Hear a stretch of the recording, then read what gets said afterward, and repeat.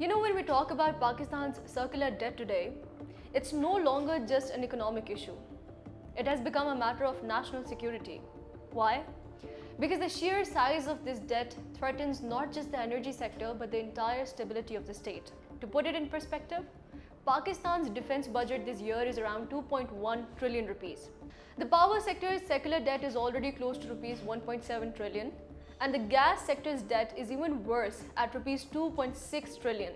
Together, they exceed the defense budget by a wide margin, which means we are spending more money plugging leaks in our energy system than we are on protecting our borders. Take the power sector first.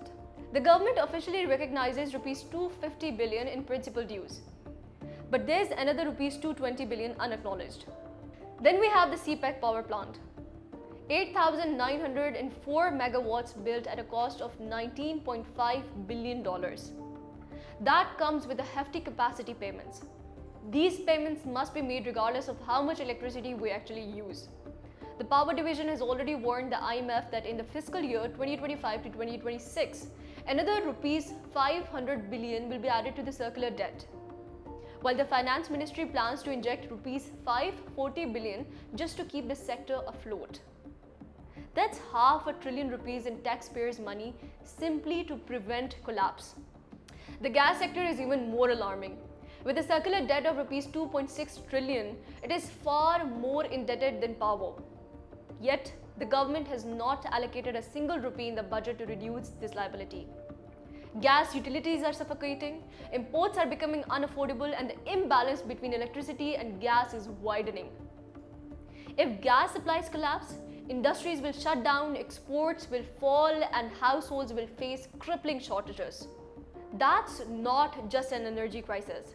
It's a threat to economic sovereignty. Now, under normal circumstances, you would say reforms are the answer. And yes, reforms are the only long-term fix. But here is the problem. The IMF's position is that Pakistan must first reduce circular debt before it undertakes bold reforms. Their logic is that unless the debt stock is reduced, reforms won't stick. But in practice, this means the government keeps using taxpayers' bailouts to pay off debt, while delaying the tough measures needed to fix the system. It's a vicious circle. The debt keeps coming back and the reforms remain on paper. So what really causes this debt spiral?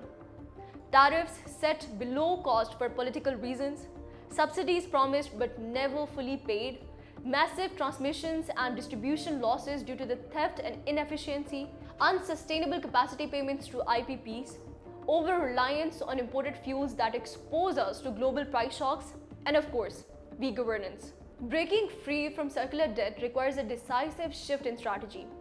Pakistan should not only pursue reforms, but also put its excess electricity to productive use by supplying it to export-oriented industries, with repayment of dues spread over the next 3 years, lightening the burden currently borne by the public.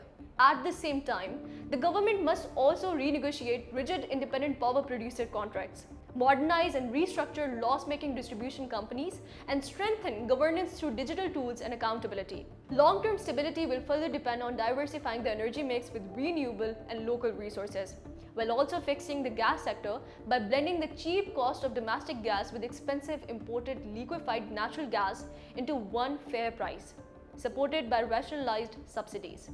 The bottom line is this: Pakistan's energy circular debt is no longer just about balance sheets.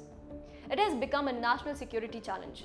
When more money is spent on circular debt than on defense, the country's sovereignty itself comes into question. The IMF's rigid sequencing, reduce debt first and reform later, has trapped Pakistan in a cycle of bailouts without change. Unless the government boldly tackles both debt reduction and reforms together, the energy sector will remain a black hole that swallows resources, undermines growth, and weakens national security. What are your opinions on the subject? Drop your thoughts in the comments below and be sure to like, share, and subscribe to the channel. Until next time, stay safe and stay kind. Allah Hafiz.